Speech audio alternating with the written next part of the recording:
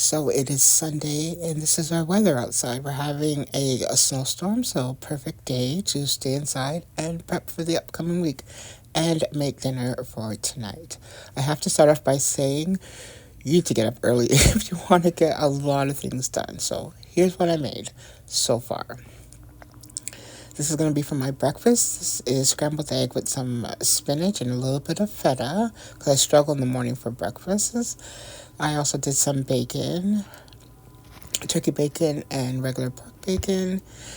This is going to be for dinner tonight. It's mac and cheese, not too creamy. This is really good the way I make it. This is just the leftovers of what I was only going to make a small container, so there was still a little bit left, so I put it in a different container. And I have some white rice. This is going to be my lunch for the week. It is just like a rice with some sausages. I stewed some apples, and that's going to go on yogurt and some oatmeal, and maybe just even have it as a snack. This is dinner tonight, and probably maybe tomorrow. And this is some fruits and avocado that I have for the week.